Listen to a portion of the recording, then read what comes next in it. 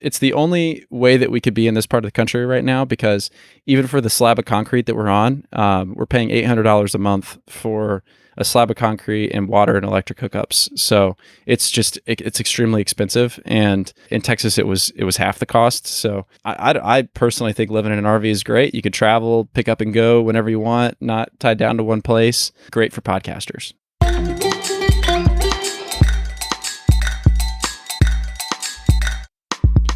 Podcast Junkies episode 197. Welcome back. I'm your host, Harry Duran. If you're new to the show, this is the one where I get to speak to some of the most amazing and interesting folks in the world of podcasting. The majority of times, it's actual podcast hosts. And every once in a while, like this week, it's going to be someone interesting in the podcasting community. But first, in case you missed last week's episode, we had an amazing conversation with Jim Beach, host of School for Startups Radio. Jim is a bit of a contrarian when it comes to podcasting, and the episode was very memorable because he mentioned a lot of things that fly in the face of what most podcasters think. The other thing that was interesting was that I had the wrong intro on the episode. So if you did listen to it and you heard the one with Gordon Firemark as the intro to the Jim Beach episode, then my apologies for that. And those are the flubs that happen when you are recording podcasts. I'm sure many of you can relate to that. So I did get a new audio recorded, a new intro for Jim, and I got that up. So if you're listening after the fact and you want to go back and listen to it now, episode 196, then you'll hear the right intro. So Cole is interesting because I've been following Podchaser for a couple of years, and we kick off the conversation reflecting on the state of podcasting and how Podchaser got started. And actually, Cole wasn't around for the beginning. His co-founder, Bradley, convinced him to join the Podchaser team. We talk a little bit about how the Slack community has helped grow Podchaser and what they're doing to actually be the IMDb of podcasts. So it's really fascinating. I love how they're partnering with other platforms, other podcasting hosts, podcast apps, and they really want to be a repository for capturing all the metadata that goes into podcasts. So it's just another sign that the industry is maturing, and I'm really excited about the direction they're headed, and they're in the process of pursuing a second round of funding as well. So we talk a little bit about the importance of data collection, and there's a really interesting case study with a podcast called The Chatty Broads, which is far beyond any other show in terms of being the number one ranking. So I was curious how that happened, and Cole breaks that down for me in the episode. As always, full show notes are available at podcastjunkies.com/197. This episode is brought to you by Fullcast. Fullcast is my full-service done-for-you production company, and we've had the pleasure over the last 3 or 4 years to be working with some amazing brands and entrepreneurs starting shows. And so if you think that's something that might be a fit for you or for your company, then by all means, reach out to me at fullcast.co/consult, and we'll jump on a free 10-minute conversation to see if it's a fit for you. Make sure you stay till the end of the episode where I reveal this week's retention hashtag. But for now, enjoy my conversation with Cole. So Cole Raven, co-founder of Podchaser, thank you for joining us on Podcast Junkies. Yeah, happy to be here. So normally the show started in 2014 as a way for me to have conversations with interesting podcasters, but with so much interesting stuff happening in the industry, I've occasionally branched out and had conversations with people who are doing interesting things in the podcasting space. And I've been watching you guys for a couple of years, and I thought it was time to get a feel for what you guys are up to and a little bit of the backstory. So I appreciate you taking the time. Yeah, for sure. We're a really transparent company, so no question is forbidden here. So maybe the place to start is your thoughts about what's been happening in the podcasting space. Obviously, as a company involved in podcasting, I'm sure you're keeping a close eye with what's happening with some of these crazy valuations and investments coming in, the likes of Spotify, and even Chartable was able to raise $1.5 million recently, and all they're doing is providing podcast stats. So can you talk a little bit about your thoughts on that and any discussions you've had with your co-founder? Yeah, that's a really interesting question because we're kind of in the thick of it right now with fundraising. Now that we've kind of built and released a core feature set for Podchaser, so we just came out with user profiles, which is like you'd think we would have come out with that day one, but we're just now getting around to releasing user profiles on Podchaser.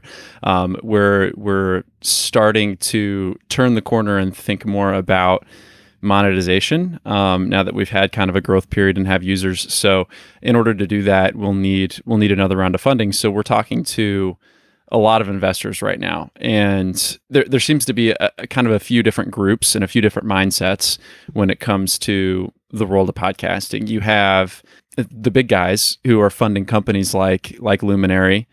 It's interesting because when you raise something like $100 million or more, their valuation is, many times that. It has to be in order to raise that much money. And if you look at just the money being spent on like podcast advertising and kind of the cap of the market right now, the investors putting that much money into a single company have to be assuming that the podcast market is going to be 10 times or 20 times what it is today in 5 or 10 years in order to have an exit that makes sense when you're putting in that much money. So there's the camp of people like that believe that podcasting is going to take over radio. There's going to be all these different types of ways to monetize apps and monetize podcasts, and people are going to, join all these different subscription models, and it's going to be as big as Netflix. And, that's kind of the pie in the sky. We all kind of hope that there's more and more money and growth in podcasting, but it's really, unpredictable. Even though we've had consistent growth, there hasn't been any subscription company that has kind of proven any sort of model like that can justify that just yet. So there's that camp. There's another camp that believes in podcasting and that it's going to keep growing, but they're a little bit more modest about it. So you have a lot of investors who have put some backing behind companies like Chartable and Dave and his team, and then you have like the Breakers of the world and more of the modest sized podcast companies that are getting some investment interest. And right behind that, you have companies like Podchaser. And we were a little bit late to the game with some of these VCs because they have competing interests in some of these more modest-sized podcasting companies, especially ones that are focused on things like social discovery, which Podchaser's heavily involved in.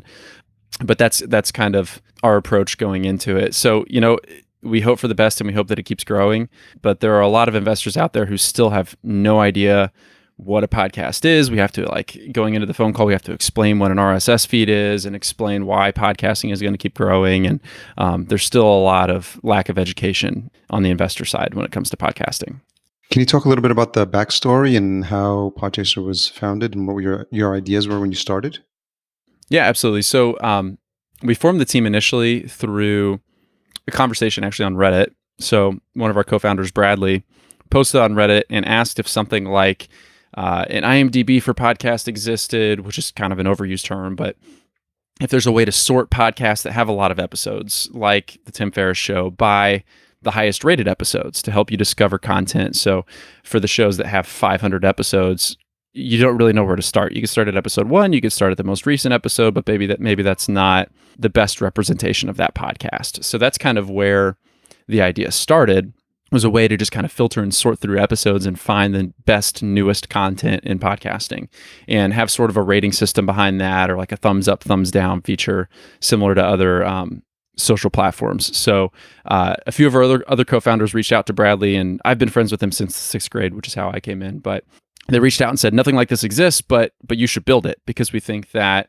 there are many companies in podcasting kind of trying to solve discovery and figure out how to do this sort of thing, but nobody's doing exactly that, and we think that it could be a great solution. So that's where that was maybe 2.5 years ago now, and we went through like a 6 to 12 month kind of ideation phase before bootstrapping the company and building it all kind of in the evenings and weekends before raising any sort of money or anything like that. We ended up raising $500,000 to continue and quit our full-time jobs and pursue it about 1.5 years after forming the team. But that's where it started. Was the plan from the beginning for you and Bradley to be working on this together then? I actually came onto the team maybe 10 or 12 months after Bradley had formed that initial group with Ben and Ryan, who are our backend developer, CTO, and lead designer, and did some front end development in the beginning. I came on about a year later to kind of help with some strategic partnerships that we formed and marketing and that sort of thing, because they were so focused on the product and building kind of the tech that they didn't have anybody thinking about how to actually get the word out about Podchaser. How did Bradley describe it to you when you guys first had the initial conversations? I'm wondering if at the time, you said it was about 10 to 12 months ago, what you saw, if you had an interest in podcasting, if you saw something that piqued your interest in what they were doing, enough for you to actually join the team. Yeah. So maybe 3 or 4 years ago, I had originally introduced Bradley to podcasts, and it took a lot of convincing to get him to start listening to podcasts. But once he did, he loved it. And so he started asking me a lot of questions about how to find new shows, how to rate episodes, and kind of the things we already discussed. So when he went out and started asking the community these questions and formed a team, he had just thought of me because I had originally introduced him to podcasts and told him about a bunch of great shows. So he knew I was just really interested in the space and finding content and that sort of thing. So that's where it kind of circled back to me. Those phrases like Netflix of podcasting, IMDb of podcasting get thrown around a lot. And I think Luminary ended up with an egg on their face recently, as everyone noticed, with calling themselves the Netflix of podcasting, because I'm sure it's something that you followed, but they clearly weren't paying attention to the podcasting community because they did a lot of things wrong, and a lot of things that especially the indie podcasters caught wind of and spread the word about pretty quickly. So I'm wondering what your thoughts are as you were watching that from the sidelines, and if there's any lessons learned from that. I mean, definitely. I really, truly hope for the success of every company that gets into podcasting now, because I believe that all ships will rise with the tide. I think that it's a great thing that more money's coming into podcasting. I just think that they came out a little bit too bold and weren't community driven and community focused enough and asking enough questions about what the community needed, which is where I think we were really successful, because we don't build any features even today unless it's something that is high demand from the community. So people are asking us for it and asking us about it, which is kind of where creator profiles and credits came from, because there's no good way to search for a podcaster and find a profile with information about their guest appearances. But that's not that wasn't the original concept. That wasn't the original idea. It was about discovering and finding, top rated episodes within a show, which then evolved. So I think that some of the larger companies, and not to point too many fingers, but I just don't think that they're asking enough questions. I don't think that they're, they went out with a pitch to investors, and they're taking a very hardline approach with how they believe podcasting should look, without being open to second guessing themselves, which I think is where they ran into problems. It seems like they're yeah. I mean, I get the sense that they're pretty tone deaf, especially, and I'm just amazed at the conversations that are happening and the amount of money that's being thrown around. Because for them to raise $100 million, what were the stories they were telling the investors, and how are they positioning themselves to I don't know a lot about that, using Luminary as an example, but it's clearly like names that no one within the podcast community that I'm involved in knew anything about, and it's just really interesting to be able to launch something. And I think they were trying to use catchphrases like Netflix, I think, to get investors' attention, but it's just interesting. And it may be a good time for companies to raise money, but I'm just wondering, to your point, how you do that without involving folks in the community. So I noticed you had started the Slack group as well, and I'm wondering if that's been helpful for you to get the feedback from the community that you talked about.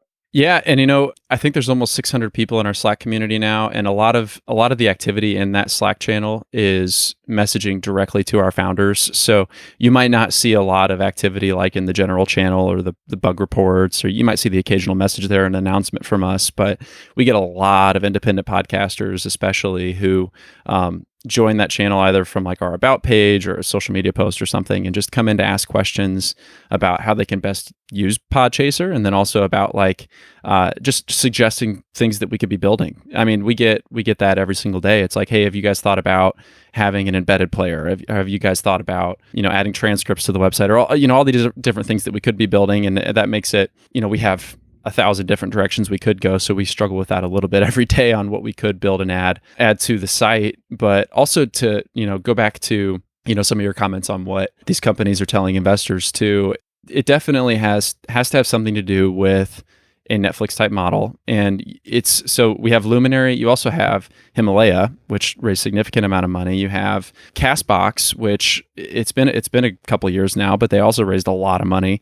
And I think that they're all selling the same story. They're selling the idea that people are going to subscribe to exclusive content or subscribe to podcasts in the same way that they subscribe to TV and film. And I personally just don't see it happening. I agree. There's so much great podcast content out there that's free. I mean, they would have to. I was even asking our other co-founders this the other day. I was like, if these subscription models offered a 99-cent plan, if they said you could pay 99 cents and get all of this exclusive content, would you do it? And this is keeping in mind, like, I think Guy Raz, great podcaster. Like they're getting some, some big names and some people who can definitely create awesome content. And every single person said no. They wouldn't pay 99 cents. And I'm like, that's got to tell you something. Like I don't know if they did any sort of surveys or community studies or so. I don't know what they did or what they've told themselves, but I think that's got to be the story that they're trying to sell, and we'll see if it plays out. But I'd be shocked if their subscription numbers or any of these companies' subscription numbers were where they had hoped they'd be at this point. Well, it's interesting because when you look at, I think the information that comes out from Edison Research, everyone reads that when it comes out because it gives, this for the first time this year, it's the 50% of people have actually heard of the term podcast. I think it was the first time it crossed like the 50% threshold. And then Libsyn always gives out stats. It's one of the biggest hosting companies out there. So I always keep tabs on what they're saying is like where people are listening to podcasts. And obviously Apple Podcasts is still the big player. And then Spotify is quickly bringing up second place. But then you see like Overcast is maybe like 2.8% or something like that. And then it drops, to the single digits. But it just tells you, like, I think understanding how people are consuming it is going to be more beneficial. So, quite honestly, I think the growth is going to be in the functionality of the podcast apps, because that's how, people have a loyalty to apps. And I don't know if you have a favorite podcast app that you listen to your shows on, but once you've got a habit built in, it's hard for you to kind of force you to change it to find another way to listen to your favorite shows. Mm-hmm. Yeah. I listen on Pocket Casts. Have for a little while, and I've switched a few times just to kind of play with different apps. But I think that there are a lot of apps out there, and I think that getting people to switch is extremely difficult. Yeah. So they have to have. I can't think of many features that would convince me to switch away from Pocket Cast just because it has all of my my listen history on it. It's just the switching cost is pretty high. So it's also a reason that we've kind of delayed any sort of Podchaser app or anything like that isn't entirely data focused, where you could search through creators and things. And we're focused more on integrations with the existing great players that are out there, because we think that there are already great podcast apps. I don't know that the world needs another podcast app, but what they do need is some sort of connection between them, which is where we're hoping we can bring in things like credits and ratings and reviews and discussions. And we have pretty big dreams with getting everybody to hold hands and come together, especially on kind of the Android side, but also with some of the Apple apps, because we think that that's what it's going to take to compete with an Apple or a Spotify for the independent podcasters. Yeah, I'm assuming the solution that you have is obviously platform agnostic, and you did mention a player, so I'm wondering if there's some value in allowing you, no matter where you're hosting, to take advantage of whatever, maybe embedding or working with the hosting company, that if your show is hosted on a specific site, you just indicate that, and then on the front end, if it's Libsyn, then you'll know that what code you need to pull in for that Libsyn show, so that it shows the Libsyn player. If you're on Simplecast, it shows the Simplecast player. That way you're sort of playing nicely with all the hosts. Yeah, for sure. We're actually working directly with many of them to start putting like hosting platform badges on podcast pages, so that it just says like this podcast powered by, Simplecast or whatever. And many of them like Simplecast are working with us, where creators can submit things like their credits for guest appearances directly through the RSS feed. So like if you go to a podcast page on Podchaser today, we have that listen on feature, so you can click that. We obviously like it if you listen on Podchaser, but if you want to open it up in whatever app you prefer, you can click the listen on button and go there. And then we automatically detect what device you're on. So if you're on an Apple device, it's going to pull up our Apple app, our iOS partners. And if you're on an Android device, it's going to pull up the Android apps. We're definitely responsive in that way. And we hope to keep kind of adding more and more players in the future. And you recently rolled out user profiles. So part of the challenge, I think, is people confusing the creator profile with the user profile. I'm sure you've heard this a lot. Are there steps to kind of get those integrated and see where you can link those up seamlessly? Yeah, we debated about this for a long time. And this is really kind of the first listener-focused feature that we've released up until this point. From the beginning, we've focused heavily on working with independent creators to make sure that we're building features that would be useful for them so that their Podchaser page, their podcast page, their creator profile, their episodes were all extremely shareable, easy to use. And user profiles is our first real attempt at targeting listeners. And what I mean is a creator can have a user profile. Any listener can also have a user profile, and they can add their top 8 favorite podcasts. It shows their ratings, it shows their reviews, it shows their lists. You'll be able to very soon follow other users, so you can see, like, if I follow you and you review something, that's going to show up in my activity feed, and I'm going to be notified by that. If I choose over email or directly on Podchaser, I'll get a notification, and it's going to say, hey, go check out this new review from your friend. Where the confusion is with creator profiles is we've got just over 4,000 creators who have created and claimed a creator profile page on Podchaser. And so when we released user profiles, obviously there were a lot of questions on, how is this different? And the difference is your user profile is your listener presence. Your creator profile is your creator presence. So your creator presence is going to have your guest appearances, what podcasts you host, your kind of professional picture, your professional bio. Your user profile, you can have whatever picture you want. We don't moderate that necessarily, unless it's offensive, obviously. But it's less of a professional presence, more of a listener presence, and you can link them up. So if you have a creator profile that you've claimed or that you've created on Podchaser and you check the "This is me" box, and you also make a user profile on the same account, when you go to your user profile, it's going to have a little badge that shows, it's going to say, like on mine, it says Cole Raven 5 podcast appearances. And you can click on that and it takes you over to my creator profile. And then we're also going to link back the other direction here soon too. So you can go back and forth easily between them, which is also a really cool way. If you really like a podcaster and you want to see what they're listening to, you can click into their user profile and follow them that way too. So you're not just following the podcast that they're on, you can follow the podcast that they listen to and rate and review and create lists for. So that's kind of the reasoning behind it, but it is a little bit confusing for sure. I mean, I think what you've done in terms of trying to be the IMDb of podcasting or being the IMDb of podcasting, I think for the most part, from what I've seen, has been successful, because I know there were a couple of companies that started out with that intention. I remember a couple, when I got started in 2014. I remember being at a conference and someone mentioned to me, this is before I'd heard of Podchaser, they were trying to do that, and I thought it was really admirable. So I don't know if you've seen competitors come and go in the time that you've been doing this, because it seems like you guys have picked up, gotten the most traction and been the most successful with it.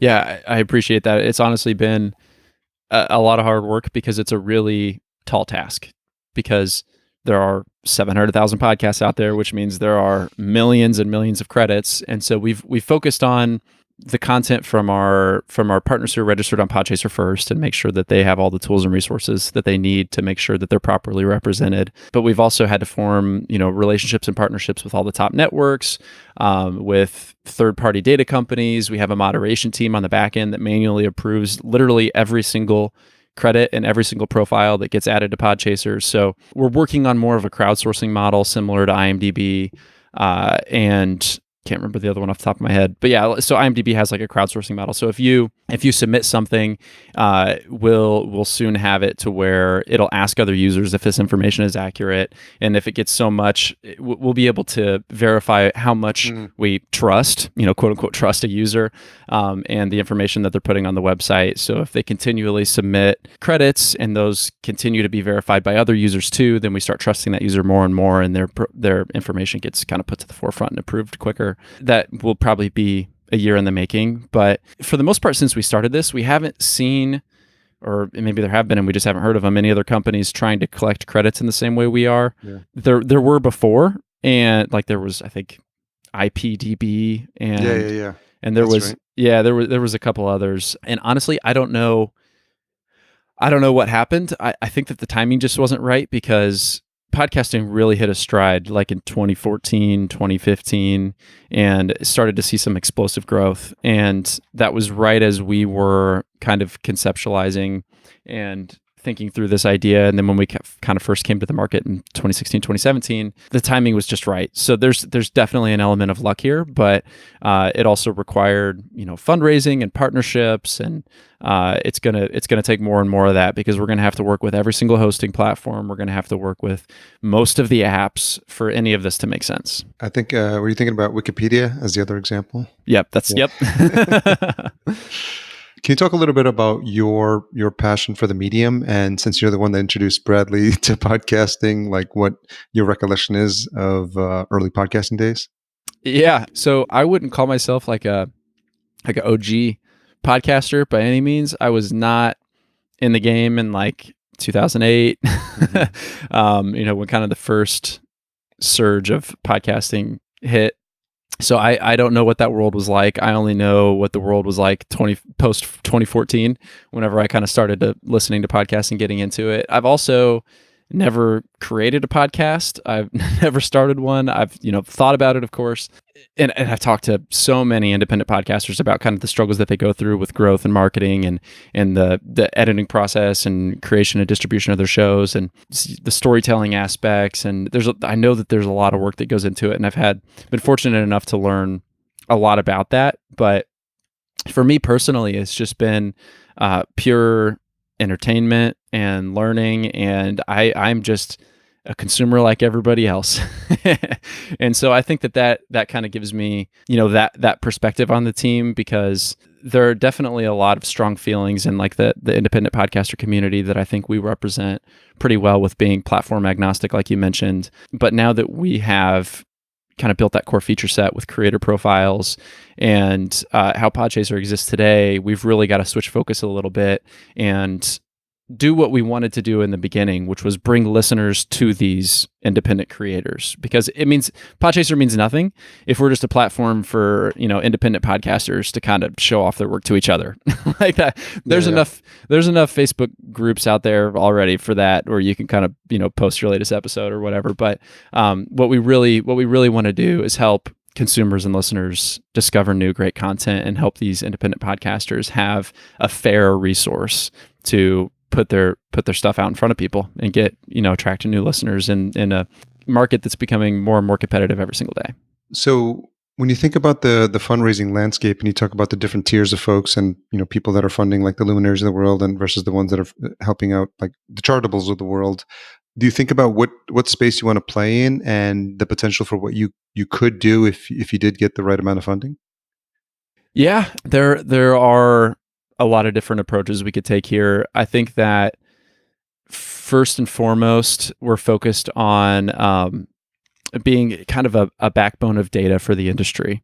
So if we can successfully do that, which we've been successful in so far in creating the partnerships, we just have to see them to fruition with another round of funding, because it's going to take a lot of work to like design how our ratings can look inside of another app, or design how the credit should look, or build kind of the API that goes both ways so people can, through a hosting platform, submit credits successfully. And a lot of the data takes work. So there's a big data piece to it that we think will be a really good indicator for investors or a potential acquirer in the content creation space to see things like up and coming popular creators based on how many people are following them or how many people are listening to their content, because we'll be collecting data cross-platform, which will be extremely unique to Podchaser. Another piece of that is, obviously advertising. We're going to be able to offer solutions to independent podcasters to do things like market their shows to niche audiences. So if somebody types crypto in Podchaser search, we could have a featured result or that sort of thing. There are options there. Right now, I would say we're focused almost 100% just on growth, because it's going to require a lot more. Like, we have almost 20,000 users. It's going to require 100 times more than that to be where we need to be. So I see us not overvaluing ourselves, not being in the world, in the luminary world, more along the lines of a chartable, where it's modest valuation, modest growth, and we'll just be learning and growing with the space over the next couple of years. One thing you can't help notice when you go to the podcast section is the top rating for Chatty Broads. So, I'm wondering if there's something that they learned about the platform early on. It's so funny because a popular podcast like Joe Rogan, their listeners are probably not coming to Podchaser to consume it, but I think speaking to how it's an indie platform, can you talk anything about like what happened specifically with that show, and like what was it that they did that other Podchaser folks who sign up on the platform can learn from? Yeah, that there's definitely a story behind that. Part of it I can explain, part of it I can't, and we're still trying to figure out. So the part that I can't explain, I noticed I keep a close eye on our analytics and where our traffic's coming from and what pages are ranking well in Google and that sort of thing. And they ranked very high on Google. So if you searched for Chatty Broads, Podchaser would show up and you'd be able to go to their podcast page and listen to their show, which was no doing of ours. Like we do build the website with SEO in mind, but for some reason, a certain number of their users, a certain percentage of their users must have found the Podchaser page useful and were clicking on it, and so it started ranking higher in Google. And when we added creator credits, that was unique information on the page, so people were searching for like their hosts' names are Becca Martinez and Jess Ambrose. So when they searched for like Becca Martinez podcast, Podchaser would show up because we have that unique information. So we saw a significant amount of traffic going to their page. So when I see things like that in trends, I'll reach out to those podcasters and say, hey, just so you know, there's a lot of listeners going to your page. I've seen a few thousand just over the last 2 weeks. I figured you might want to know about it so that you could maybe share your Podchaser link. We'd be grateful for that. Or maybe do a giveaway with us if you're interested, because we've seen some success. Like we partnered with Ben Greenfield Fitness in the past to do a giveaway where they asked for ratings and reviews, and in exchange they gave away like, I don't know, it was like a $50 gift card or something. I can't remember. We reached out to Chatty Broads and said, hey, you could do something similar. I'm sure your listeners, they seem like they're really into your show, so I think that they would contribute. And so the idea from the beginning was, if you do this, you'll be highly ranked on some of our category pages. So like we think you'll be really high on maybe the comedy page or the society page or whatever category they fall under. And so they launched this giveaway, and little did I know, they have an obsessed fan base and a lot of listeners, and I didn't realize how big the show was. So over the course of one day, they had over 1,000 reviews submitted to Podchaser. And so I think they honestly probably saw that and were like, wow, we probably should have also done Podchaser and iTunes at the same time.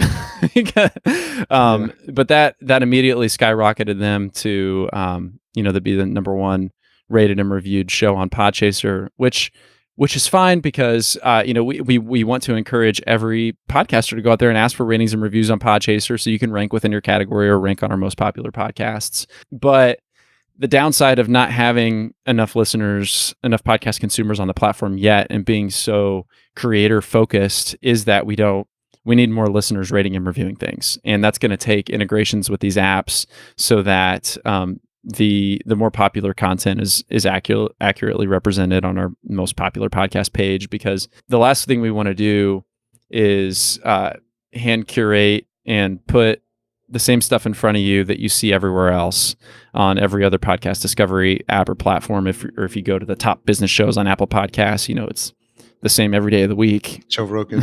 Yeah, or as Joe Rogan. Yeah. Top Fortnite podcast, Joe Rogan.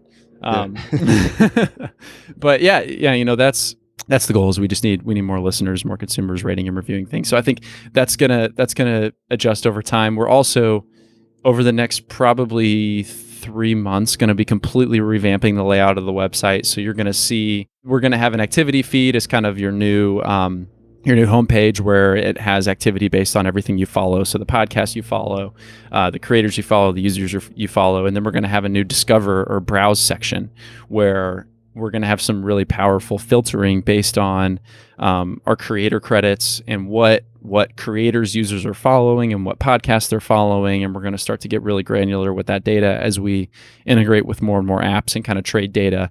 So you're going to see over the next couple of weeks, I don't know when this podcast is going to air. It's now late May. So sometime I think in June, early June, Player FM is going to release credits on every podcast page within their app. And so when you click on those creators, it's going to take you to Podchaser, where you're going to be able to follow those creators, and we're going to be collecting that data to present you with better information than our current podcast page, which is going to tell you to listen to Chatty Broads, which is fine if you're really into The Bachelor. Well, it's something to be said for like early adopters and leveraging. There's a whole Venn diagram of things that happen with that show. You know, number one, you got to have great content. You got to be consistent. There seems to have been a good number of episodes there, and have a loyal and passionate following. And then, I think that they were able to do all that and so take advantage of a platform that was new and just jumping on it early. They were. And part of it is definitely that I think Becca has almost 600,000 Instagram followers. Okay, so that doesn't hurt. Yeah, it doesn't hurt. It helps to be a little bit of a celebrity when you get into podcasting, which is kind of a whole other topic. But yeah, they were able to leverage that audience too. So it sounds like what the work you're doing with Player FM, it would behoove like any podcast with a decent back catalog. And I'm even thinking of my show. I mean, this is next couple of weeks I'll be hitting episode 200. So I've been doing it one off, but now, you know, having with you saying that, and even for shows we're creating for clients right now, I'm part of my onboarding process for clients is now to make sure I set up their Podchaser profile from day one, because I want to make sure that they have a presence there. But it sounds like with all this connection happening with Player FM, you're just making yourself available for more discovery if you're giving interested listeners an ability to dig deeper on content that they're really finding interesting. That's the whole goal. And it's definitely going to do things like influence search algorithms. So if somebody searches for the name of one of your guests and you have a credit submitted through Podchaser that appears within that app, your episode's going to show up. But if you didn't add that credit, it's not going to show up. So we're really hoping that credits do boost discovery within apps. So when people are searching for names of individuals, they'll be able to find related episodes. It sounds like there'd be some synergies between the actual IMDb as well, because there's probably overlap of people that are on IMDb and that have creator credits. We recently launched, I think we were chatting about the show that we launched called An Alien in Hollywood, which is about the life and times of Ronald Shusett, who is actually a co-writer, so probably has his own IMDb profile. So are there other high visibility creators that you've seen being added to Podchaser? Yeah, all sorts, and a lot of that is through us and our third-party data company, because like the Conan O'Brien is probably not going to come to Podchaser tomorrow and create his profile. So we need to make sure that it exists. So we've been kind of tackling that. But yeah, you could search for almost any celebrity right now on Podchaser, and they're going to have content in the podcasting world somewhere. So that's definitely a thought. That's a good idea. We might be able to reach out to IMDb and somehow scrape their information for podcast. I'm sure they have some sort of mention of podcasts on profiles somewhere. I haven't dug too deep into that, but one of our advisors was actually one of the early employees at IMDb and helped with he was in charge of their growth and monetization. So that's something that I should ask him about. It's a good point. And that's definitely a good person to have on the board. When you think about, you've mentioned some of the features you're looking to add. Anything else that comes to mind when you're thinking about the future and where you want the platform to go? Yeah. So a lot of the things that we build are really selfish. So like I personally want to see the top 8 favorite podcasts of the people that I listen to, because I want to see what they're listening to. That's why we built the feature. Nobody was asking us to build a top 8, favorite podcasts on user profiles, but we did it because we thought it'd be really interesting. And then we added, stats for ratings and reviews, so you can see what you're ranked and that sort of thing. But that part was purely selfish. But I see this in a few years being a social hub for everything podcasting, because we have all the data. or we will have all the data. We're adding things like discussion boards. We're adding things like following your friends, following creators, following podcasts. You'll even be able to follow channels. So like something that I'm really into is obstacle course racing. So I do a lot of running and trail running and racing and that sort of thing. So we'll have a channel specifically for that. That is curated based on things like tags and categories and our reviews and mentions and creators and all sorts of things. But you'll be able to follow those channels and follow lists and follow all sorts of stuff. And so there'll just be constant conversation, constant activity. So I see this being the social hub integrated across platforms and being completely agnostic. This is also something that we've had discussions with Player FM about, is having some sort of platform agnostic discussion board that could be implemented across any platform. So if you go to any podcast page on Podchaser, somebody on Player FM or Radio Public or whatever app you use types in a comment about and starts a discussion about that episode or about that show. It's going to show on the Podchaser page the app that they use to submit that comment, so that we have representation of all the different app partners. But then we can keep a discussion going across all platforms, and we don't have to silo people into individual apps or individual places, which is, I think, one struggle of some of the other, and I can't say this for certain, but I think it's a struggle of some of the other apps that have come out lately, is they're relying heavily on users to switch over to their app in order for things like following other users to happen or for discussions to happen over a single podcast episode. But if there was a central place for all that to be stored and distributed, I think that's the solution. Yeah, it's been interesting to watch what some of the newer players are doing, like Swoot, which I've been playing around with recently. I don't know if you've taken a look at it as well. It's one of the few places that I know of that you can actually comment on a specific episode for a podcast and show that podcast host some love, and then you can see the followers, which I thought it was pretty interesting. And Podcoin is doing something similar. So to see the faces of listeners, I think is pretty interesting, and obviously that's something you guys can do there. So I think if you can find a way to convince them to partner and figure out a way to share a little bit of the secret sauce on both sides to make it easier for podcasters to find the people that are listening to their show, I think that's going to be pretty helpful. Yeah, we would love to do that, and that's something that we're definitely working on. So I hung out for a little bit with Garrett of Swoot last year at Podcast Movement, kind of testing out the beta version of the app, and we love what he's doing. There's other apps doing some similar things, but like you said, the comments on podcasts is unique, and we think that that's super valuable. So with user profiles within these other apps, we would love to have some sort of authorization both ways, where you could sync up your user profile on Podchaser, your user profile on any of these apps, and it keeps track of things like your listen history. You can rate and review on both ends. You can keep the discussion going on both ends. That's ideal. That's what we want, and that's the goal.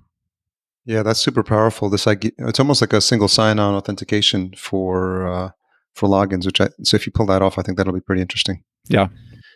A couple of questions as we wrap up that I ask all my guests. The first one is, what's something you've changed your mind about recently? That's a good question. Something that I've changed my mind about.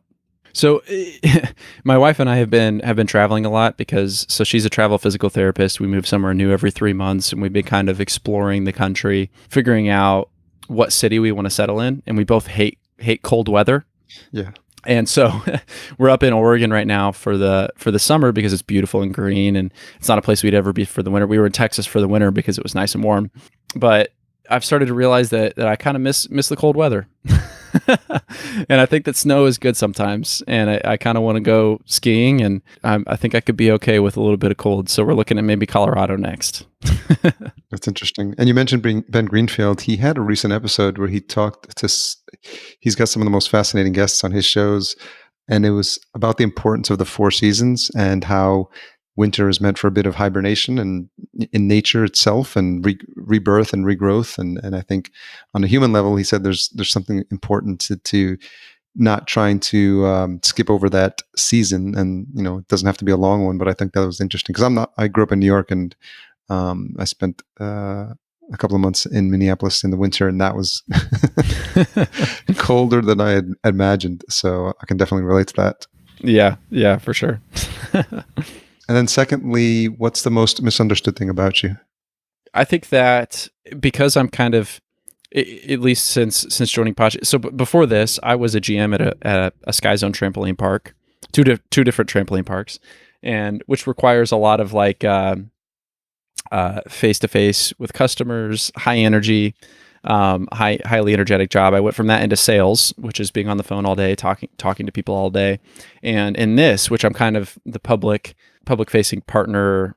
Place to go if you want to partner with Podchaser or get plugged into the community or that sort of thing. I have all that information and I can point you in the right direction. But I am an extreme. I wouldn't call myself an extreme introvert, but I like my alone time. Like I work all day alone in an RV and in 100 square feet of space, and I love it. Yeah. And I talk to people like you over the phone, and as soon as we hang up, I can go take a nap because it's drained my energy for the whole day. That's interesting. Yeah, I hear that a lot. And when I ask that question, and it's funny, I always joke that the podcasting conferences are conferences for introverts because, they're able to find a space where, their tribe is gathering. But then I'm sure this is something you feel that once the conference is over, then it's really quickly back to the confines of your safe space. Yep. What's interestingly enough, because of your previous job, what do your family and friends who knew you in this other role think of, what's happening with you and how you're tied into this like medium now that's picking up a lot of buzz? Oh man, nobody gets it. When people ask me what I'm doing and what Podchaser is that aren't familiar with podcasting, like my mom couldn't even explain what Podchaser is or what we're doing. So nobody gets it. Nobody understands it. They just know that we're a couple of hippies traveling in an RV across the country, and they think that we're happy, and I think that's good enough for them. So is this your RV? Yeah. Okay. What's the make and model? It's a Salem. We're in Salem, Oregon right now. It's a Salem Forest River travel trailer. I think it's 33 feet long, like I don't know, maybe 200 square feet. I don't really know. That's it. We'll give them a shout out and see if they want to sponsor the podcast now. Yeah. Any podcaster could do it. You can live in an RV and travel. It's the only way that we could be in this part of the country right now, because even for the slab of concrete that we're on, we're paying $800 a month for a slab of concrete and water and electric hookups. So it's extremely expensive. And in Texas, it was half the cost. So I personally think living in an RV is great. You could travel, pick up and go whenever you want, not tied down to one place. Great for podcasters. Yeah, it's definitely something that's on the radar. Well, where's the best place for folks to get more information about you and about Podchaser? Podchaser.com, obviously, but we've got a good about section that has kind of details on all the different things that we have to offer on the website. I would definitely just encourage people, if this is your first time hearing about Podchaser, or if you haven't logged in a while, log in and go to click on your account image, go to my profile, your profile, where you can add your top 8, see anything that you've rated, reviewed, added a list for. You can start following other people to prepare for our upcoming activity feed. But other than that, I would encourage you to join our community Slack, where you can have direct access to all of our founders. We're all extremely responsive. We love hearing from people in the community and what they think about what we're building, which you can find a link for also on our about page, kind of toward the bottom. You could join our Slack channel. Well, thanks again for taking the time and for what you're doing for the podcasting community. It's been fun to see from a startup perspective, a company that had a dream for a way to improve the podcasting experience. And I'm glad you guys have maintained traction, and it looks like you're succeeding and doing good for the community. So I appreciate that. Thanks. We hope to keep it going as long as we can. All right. I hope you have a great day. Thanks. You too. So thanks again to Cole for coming on the show. It is much appreciated when I get time to speak to people that are doing amazing things for the podcasting community. And I really think guys and gals at Podchaser is one of those companies. So I fully support their mission, and I'm looking forward to engaging with them more and seeing where I could help out. Intro and outro music composed by Cedar and Soil. Don't forget to check out this week's sponsor, Fullcast, my production company at fullcast.co, and see if we can help you launch your next podcast. Tune in next week for my conversation with Dawn Davis. She's the hostess of Desert Lady Diaries, and we connected at Podcast Movement a couple of years ago. And she actually had a friend of ours, mutual friend of ours, as a guest on her show, unbeknownst to me. So sometimes the universe works in a weird way to connect people, and we've stayed in contact. It's a really fascinating conversation, and I love what she's doing with her podcast. So make sure you tune into that next week. If you made it this far, you're no doubt in search of the retention, world famous retention hashtag. And this week, in honor of Cole's nomadic lifestyle, we're going to make it RV Cole. So that's RVCOLE hashtag. And you can tag him at Raven_Cole and us at podcast_Junkies. Thanks for all you do to support the show. Talk to you guys next week.